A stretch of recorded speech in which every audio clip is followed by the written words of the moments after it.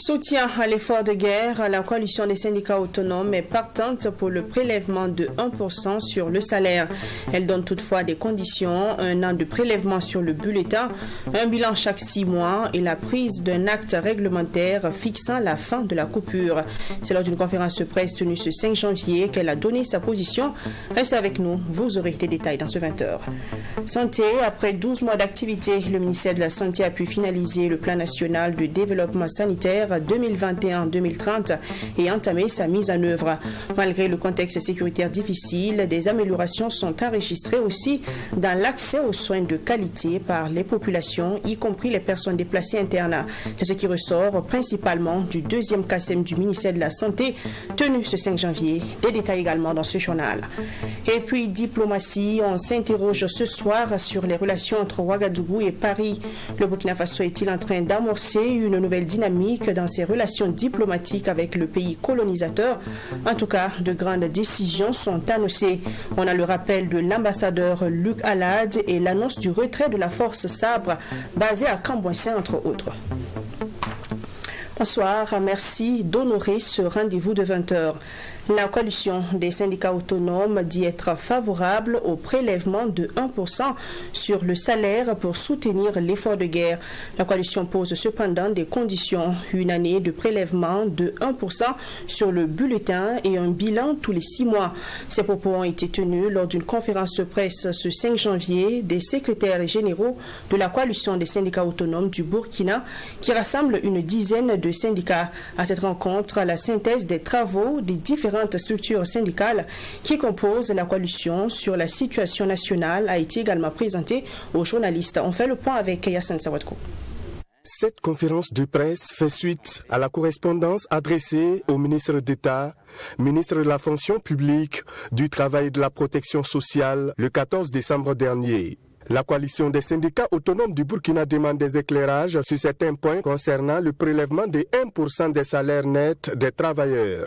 Les points à éclaircir sont la durée du prélèvement, son mécanisme et les modalités de gestion des fonds pour soutenir l'effort de guerre. La coalition dit n'avoir pas eu de retour sur ces points, mais trouve qu'aucun sacrifice n'est de trop pour sauver la nation et des vies humaines. La coalition des syndicats autonomes propose un an de prélèvement sur le bulletin, un bilan chaque 6 mois et la prise d'un acte réglementaire fixant la fin de la coupure. Aucun sacrifice n'est de trop pour sauver une nation et des vies humaines. Dans ce sens, la coalition des syndicats autonomes, pour donner sa position, n'a pas d'objection quant à l'idée de contribution volontaire, mais fait des propositions suivantes. Une contribution volontaire de 1% d'une année sans prélèvement sur le bulletin avec un bilan tous les 6 mois. Ensuite, une prise d'un acte réglementaire fixant la fin de cette contribution. On s'est dit, il sera honteux que dans la prise en charge des VDP, ceux-là qui vont donner leur sang, et que nous, on soit incapables d'accompagner, nous, on trouve qu'il y a un problème. Et on a dit simplement qu'on veut que ça soit transparent, et qu'il y ait une communication claire dessus. Par exemple, là, qu'on a fait ces points-là aux autorités, donc c'est des propositions. Même ceux qui disent, par exemple, si par notre proposition venait à ne pas être prise en compte. Mais tant mieux, puisqu'au moins on a fait une proposition, c'est ce que le gouvernement a demandé. Ils n'ont pas imposé qu'ils vont prendre les 1%. Ils ont suggéré qu'on va prendre les 1% et demander aux syndicats de voir quelles sont les propositions par rapport à ça. Sur la proposition faite, la coalition des syndicats autonomes donne des explications. La transition ne dure que 2 ans. Et durant ces 2 ans, à partir du 1er janvier, au niveau de l'administration publique, il y a des gens qui ont des avancements à corriger. Il y a des gens qui ont des indemnités à corriger. Maintenant, si cela sort sur le bulletin, à chaque fois que l'agent public aura son rappel, ce 1% qui ont été paramétrés sur le système va jouer sur son net payé. Maintenant, nous avons demandé à ce qu'on nous fasse le point tous les 6 mois. Ce fonds qui est destiné à aider les VDP à payer leur salaire, leur équipement et tout, il est de notre devoir d'avoir aussi le point, ne serait-ce que par semestre, pour comprendre là où par nos sous. La coalition des syndicats autonomes du Burkina apporte d'autres propositions, telles l'appurement du passif des crimes économiques et des fraudes fiscales, la nationalisation de certaines sociétés minières, l'assainissement de la gestion des sociétés d'État, la création d'espaces agricoles d'au moins 30 hectares par commune afin de relancer la production céréalière, la suppression de l'IUTS dès la fin de la transition, entre autres. Concours direct 2022, plusieurs mois après l'étape de composition, des résultats des concours directs de la fonction publique se font toujours attendre. Personne ne pouvait s'imaginer qu'un tel scénario pouvait se produire. À la date du 15 novembre, la publication des résultats était toujours attendue. Environ 73 concours étaient concernés. Que se passe-t-il exactement? À qui incombe la responsabilité du retard observé dans la mise à disposition des résultats? Voici autant d'interrogations que l'on se pose au vu de la situation. Sans d'autres commentaires, analyse avec Serge Kabouré dans cet élément. Sur toute l'étendue du territoire national, ils étaient au total 2 106 962 candidats à l'assaut de 6 069 postes pour les concours directs de la fonction publique session 2022. Après des mois de préparation suivis de la composition des épreuves en septembre 2022, les candidats étaient loin de s'imaginer que plus de 3 mois après, l'horizon serait toujours sombre pour la publication des résultats. Que se passe-t-il? À qui incombe la responsabilité du retard observé dans la mise à disposition des résultats? Les questions restent sans réponse, malgré les sorties du ministre en charge de la fonction publique Bassolma Bazier, qui assurait que le grand retard observé dans la délibération des résultats ne restera pas impuni. Du processus d'élaboration des sujets à la correction des copies, on se souvient que plusieurs innovations avaient été apportées dans l'optique de limiter les fraudes. Parmi les innovations majeures apportées, il y a le scannage des feuilles avec des machines d'une capacité de 240 feuilles par minute. Sommes-nous victimes de la correction électronique des copies ou est-ce tout simplement des actes de sabotage ourdis depuis le ministère de la fonction publique? Nul ne le sait pour le moment, du reste, pas nous. L'inquiétude est d'autant plus grande que dans cette même salle de scannage de copies, 9 ordinateurs portables ont été volés en mars 2022 et ce n'est pas tout. Encore, le 5 mai 2022, il a été constaté de nouveau la perte de 2 ordinateurs portables dans la salle de traitement des résultats à l'École nationale d'administration et de magistrature, ENAM. Pour toute fin utile, les enquêtes sont en cours pour situer les responsabilités. Ces pertes suscitent des interrogations légitimes, dans la mesure où cela ne semble pas être des faits anodins. Même si le ministre a rassuré que ces ordinateurs comportaient certaines données déjà sauvegardées liées au concours de la session passée, comment rassurer les candidats sur la fiabilité du travail? Qui dit transparence, qui dit équité, doit s'armer également de courage, mais aussi de patience. Parce que donner des résultats, on peut le faire dans la précipitation, ce sont aussi des résultats. Mais au nom de l'exemplarité, au nom du sérieux de l'État, nous n'avons pas à s'engager dans des questions d'effet de mode ou d'émotion. Quel que soit le temps que nous allons mettre, nous allons aller au bout. Parce que si vous avez par exemple 500 copies au niveau d'un concours et qu'on vienne vous dire qu'il y a une seule copie qui n'a pas été déchiffrée, vous ne pouvez pas mettre la copie de côté et puis proclamer les autres. Si on le faisait ainsi, on a des résultats. Mais est-ce qu'on a des bons résultats? À la date du 15 novembre dernier, la publication des résultats était toujours attendue pour 73 concours directs à l'épreuve des QCM, 4 pour les épreuves classiques et 14 concours professionnels déconcentrés pour le compte du ministère en charge de la santé humaine et animale ainsi que de l'éducation nationale. Il faut noter que face aux limites actuelles et lenteurs de la correction électronique des concours, le ministère en charge de la fonction publique a mis en place des équipes de 200 correcteurs pour poursuivre le travail. Qu'à cela ne tienne, quelle sera l'assurance pour la fiabilité des résultats de plus de 2 millions de candidats corrigés à la fois de manière électronique et manuelle? Il est impérieux pour le ministère de publier ces résultats qui n'ont que trop duré. Le développement maintenant du deuxième grand titre de ce 20h. Le ministère de la Santé et de l'Hygiène publique a tenu ce 5 janvier 2023 sa deuxième session du conseil d'administration du secteur ministériel de l'année 2022. Le bilan de l'année indique que malgré le contexte sécuritaire difficile, des améliorations sont enregistrées dans l'accès aux soins de qualité par les populations, y compris les personnes déplacées internes. Pour 2023, le ministère compte relever le défi de la certification des centres de santé pour améliorer la qualité de soins. Abdourahmane. Au cours de l'année 2022, le ministère de la Santé a finalisé le plan national de développement sanitaire 2021-2030 et entamé sa mise en œuvre. Un acquis qui a permis de conduire de nombreuses interventions en vue de garantir un service de qualité à toutes les populations, y compris les personnes déplacées internes. Le ministre de la Santé se félicite donc des actions menées au cours de l'année 2022 dans un contexte sécuritaire difficile. Occasion donc pour Robert Lucien Jean-Claude Kargougou de rendre hommage à ses collaborateurs. Nos collaborateurs, malgré l'adversité, malgré toutes les difficultés, ont réussi à faire en sorte que les Burkinabés qui sont dans les zones les plus reculées et qui sont en proie à l'insécurité continuent de bénéficier des services de santé de qualité. Et c'est extrêmement important. En dehors de ça, nous avons travaillé à assurer la conduite d'un certain nombre de campagnes de masse, comme par exemple la campagne de distribution de vitamine A+, et de distribution des déparasitants. Nous avons aussi assuré la distribution universelle des moustiquaires imprégnés à longue durée d'action.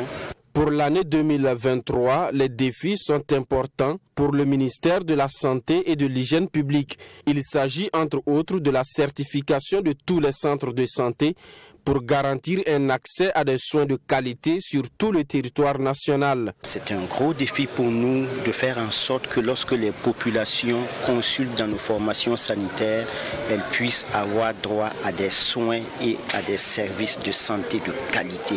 Donc cela passe par un processus de certification. Nous ne devons pas oublier que les services de santé de qualité ne doivent pas être seulement délivrés à Ouaga, à Bobo-Dioulasso et ou à Kaya ou Fada, mais ces services doivent être délivrés jusque dans les plus petits hameaux de culture de notre pays. Et cela passe par une approche, l'approche soins de santé primaire avec une emphase sur la santé communautaire.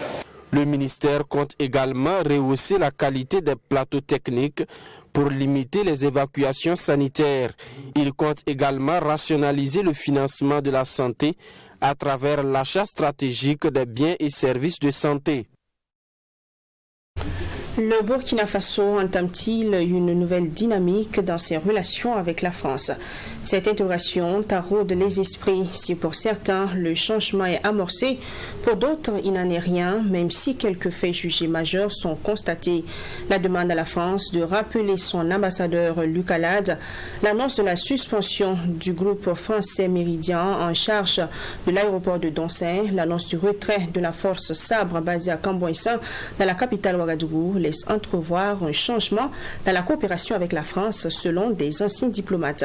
Analyse de la situation avec Ismaël Diallo et Mélégué Maurice, tous deux anciens diplomates. C'est un élément signé Alexis Wenkouni Belem Naba. Le Burkina Faso est-il en train d'amorcer une nouvelle ère dans ses relations diplomatiques avec la France? Ce qui est évident, c'est qu'après la demande à la France de rappeler son ambassadeur en poste à Ouagadougou, Luc Alade, c'est la suspension du groupe français Meridiam en charge de l'aéroport du Doncin qui est annoncée. Le retrait de la force Sabre basée à Cambouissin dans la capitale Ouagadougou est également annoncé pour février prochain. Pour certains anciens diplomates, la relecture et la réorientation des coopérations du Burkina Faso-France est à saluer. Pour cet ancien diplomate et fonctionnaire international, Ismaël Diallo, après tant d'années d'indépendance, le colon devrait se retirer. Il estime que la présence des troupes françaises ne fait que densifier l'influence de la France dans les politiques burkinabées. Mais c'est la France, elle, qui est figée. C'est elle qui est jusqu'à présent à l'ère d'avant l'indépendance ou des débuts de l'indépendance. Elle persiste à maintenu son influence. Elle persiste à vouloir nous dire ce qui est bon pour nous. Il ne peut y avoir qu'une rupture. Mais le jour où la France officielle comprendra que les Africains changent, y compris ceux de son précaré, alors là, elle changera de comportement, elle changera d'attitude. Et puis, on s'entendra. Pour le président du Centre parlementaire panafricain, Mélégué Maurice, ancien ambassadeur du Burkina en Russie, il est bien vrai que la présence française est contestée par la rue. Sinon, il n'y a rien en ce qui concerne les relations avec les deux chefs d'État. Ça aurait été plus grave si le Burkina Faso avait montré vraiment qu'il ne pouvait plus être en rapport avec la France. Ce n'est pas le cas. On n'a pas rompu les relations diplomatiques. On n'a rien fait de spécial contre les représentants français ici. Il y a des manifestations de la rue, mais la rue, ce n'est pas le gouvernement, ce n'est pas l'État burkinabé, c'est autre chose. Et si ça aurait pu être plus... Ça allait être sérieux si, par exemple, la réaction des Français était négative. Or, tel n'est pas le cas. Les Français savent très bien que c'est la pratique normale comme ça. Et vous aurez remarqué, d'après les informations qu'on a, que assez rapidement, le nom du nouveau ambassadeur au Burkina est déjà connu. Ismaël Diallo, lui, estime que la liberté, la vraie, a un prix et le Burkina Faso gagnerait à réorienter sa coopération. La quête de l'indépendance est sans conséquence. Il ne faut pas qu'on s'imagine ça. Même l'Europe, qui a voulu se donner une identité et un chemin personnel, est empêchée par les États-Unis. Et il ne faut pas se faire d'illusions. La liberté a un coût, a un prix. Je me répète en disant que le Burkina gagnerait très bien pour tenir tête à la France ou à n'importe quel autre pays, à s'unir sans plus attendre. En ce qui concerne la réorientation des coopérations vers la Russie pour la défense de l'intégrité territoriale, l'ancien parlementaire burkinabé juge que les relations diplomatiques entre les deux pays vont bon train. Mais ce qui est inquiétant, c'est la nature de la crise qui frappe le Burkina Faso. Je crois que tout le monde n'est pas conscient de la gravité de la situation. Moi, c'est ça qui me frappe.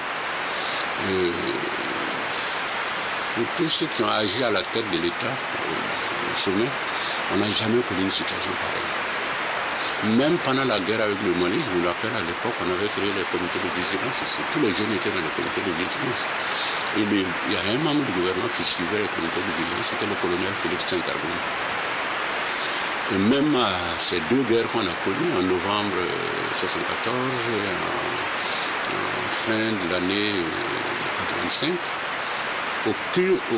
aucune situation de ces deux situations ne ressemble à cette rencontre. Je crois qu'actuellement, c'est le corps social. Ce n'est pas un ennemi qui est en face, c'est aussi des Burkinabés. À la jeunesse burkinabé de façon particulière et celle africaine en général, elle est invitée à ne pas fustiger les dirigeants, mais de jeter des pas sur elle afin de créer des conditions d'un développement vrai. C'est l'appel de ces anciens diplomates. L'une des richesses de la ville de Kaya, dans le Salmatenga, c'est son savoir-faire dans la maroquinerie. Le cuir est travaillé depuis des années dans cette partie du Burkina Faso, une passion qui se transmet de génération en génération. Quand le Burkina Faso était encore stable, cette activité permettait à des centaines de familles de gagner leur pitance quotidienne grâce au tourisme et aux grands rendez-vous culturels. Aujourd'hui, ces derniers ne peuvent plus en dire autant. La crise sécuritaire rend morose le marché. D'abord, la ville n'est plus fréquentée par les touristes. Ensuite, les grands rendez-vous qui leur permettent d'écouler leurs produits peinent à tenir. Quelle alternative pour résister face à la situation? C'est la grande interrogation du moment pour ces artisans. Constat à Kaya avec Abdourahim Nienye. Kaya, chef-lieu de la province du Salmatenga, une province connue pour sa potentialité en cuir et ses articles faits à base de peau. Des populations sont bien ancrées dans la transformation de peau en divers articles. Ici, au hall des artisans du marché central de Kaya, les articles sont exposés. Des chaussures, des sacs à main, des portefeuilles, des ceintures et des cartables sont faits à base de cuir ici à Kaya. Kadri Ouedraogo a hérité de son père il y a près de 2 décennies.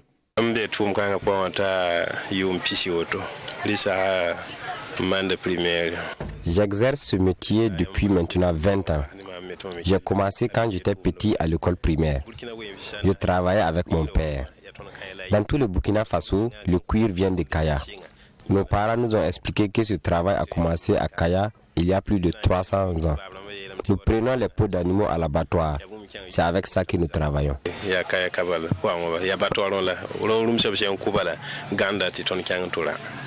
Avec la crise sécuritaire, les artisans voient leurs activités frappées de plein fouet. La ville n'est plus fréquentée par les étrangers qui sont les meilleurs clients de ces artisans. Les artisans sont dans l'impossibilité d'écouler davantage leurs articles.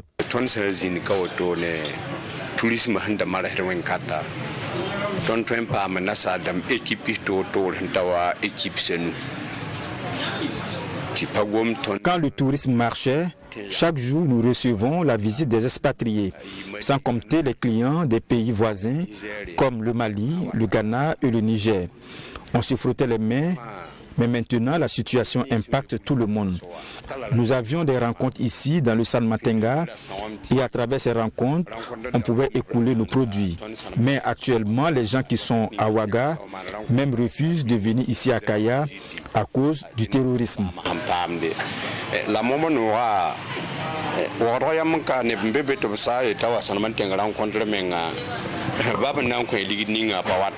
Les artisans du marché central de Kaya souhaitent vivement que la situation sécuritaire soit maîtrisée pour permettre de donner un souffle nouveau à l'économie informelle.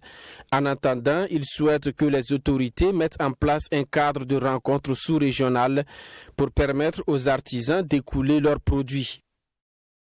Et justement, sur le plan sécuritaire, 2022 a été une année meurtrière, tout comme 2021. Plus de 600 attaques ont été enregistrées avec plus de 500 morts. 2022 aura été également une année de coups d'État avec 2 coups d'État enregistrés en 8 mois. Le premier intervenu le 24 janvier et a porté le lieutenant-colonel Paul-Henri Sandaogo Damiba au pouvoir. Le deuxième coup d'État est intervenu le 30 septembre. Il était mené par le capitaine Ibrahim Traoré. Le résumé des événements avec Maxime Jean-Hugues Bambara. Une année de coup d'État et une année meurtrière. Voilà en résumé ce qu'aura été 2022 pour le Burkinabé. Le Burkina Faso a enregistré 2 coups d'État en 8 mois. Le premier intervient le lundi 24 janvier. Un groupe de militaires renverse le président Roch-Marc Christian Kaboré, réélu pour un second mandat. La principale raison avancée, l'incapacité du pouvoir Kaboré à faire face à la crise sécuritaire. Le pouvoir est désormais entre les mains des militaires qui créent le MPSR, le mouvement patriotique pour la sauvegarde et la restauration, avec à sa tête le lieutenant-colonel Paul-Henri Sandaogo Damiba. Un délai de 5 mois est donné au Burkinabé pour le premier rendez-vous bilan des actions qui seront menées sur le terrain. Des réformes sont engagées à cet effet. Il s'agit entre autres de la mise en place du COTN, commandement des opérations du Théâtre national, de la création de la BVDP, brigade de veille patriotique, des changements opérés à la hiérarchie militaire, de la création des zones d'intérêt militaire. Mais ce coup d'État n'aura pas arrêté les attaques terroristes qui ont pris une tournure beaucoup plus violente. Très vite, l'espoir qui nourrissait les Burkinabés avec l'avènement des autorités militaires au pouvoir a commencé à s'amenuiser. En 100 jours de gouvernance du président Damiba, entre le 25 janvier et le 8 avril, le Burkina Faso a enregistré 610 attaques, dont 567 personnes tuées, selon les données de l'Institut d'études de sécurité rapportées par le journal L'Économiste du Faso.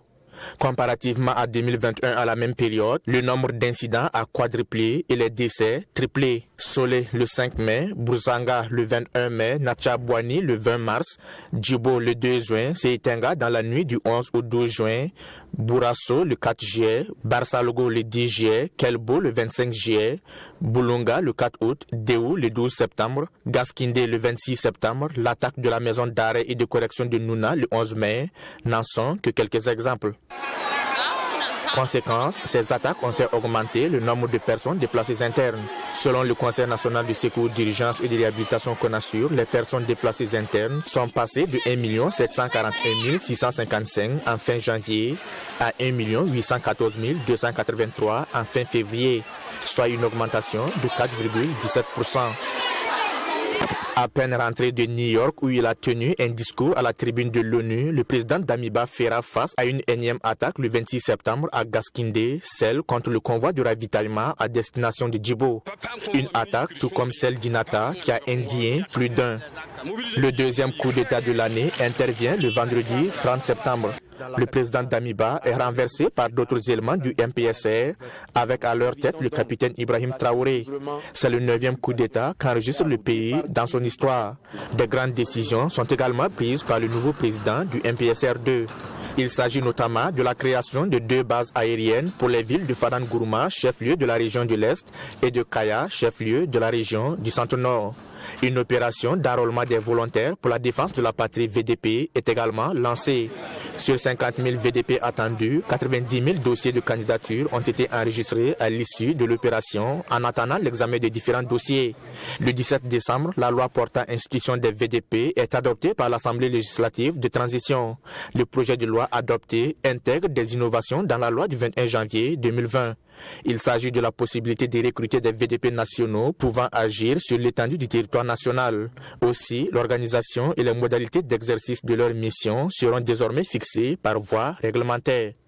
Pour la prise en charge des besoins de ces volontaires pour la défense de la patrie en termes de primes, de carburant, d'habillement et d'équipement en armes, le gouvernement annonce la création d'un fonds de soutien à la guerre. Plusieurs mesures ont été annoncées par le gouvernement pour alimenter ce fonds, parmi lesquelles le prélèvement de 1% sur le salaire net des travailleurs. Une idée à laquelle s'oppose l'UAS, l'unité d'action syndicale, qui estime que les travailleurs fournissent déjà d'énormes efforts dans la lutte contre le terrorisme. Dans cette guerre, d'importants résultats ont été engrangés par les forces de défense et de sécurité à travers des opérations d'envergure telles que Tanlu 3, qui signifie en langue goulmachema alliance, cohésion. Menée du 2 au 23 avril par les armées nationales du Burkina Faso et du Niger, elle a permis de neutraliser une centaine de terroristes et de ravitailler certaines localités du Burkina et du Niger en vivres. Il y a eu également du 16 au 23 janvier 2022 l'opération Lambingol, qui veut dire nettoyer en Fulfulde, qui a permis de tuer 123 terroristes, dont le chef terroriste de la zone de Kelbo, Umdili Di Adraman, impliqué dans plusieurs attaques terroristes au centre-nord. La récente est dénommée Féléo, reprendre son bien en langue Boamou, lancée le 1er décembre dans la province de Banwa.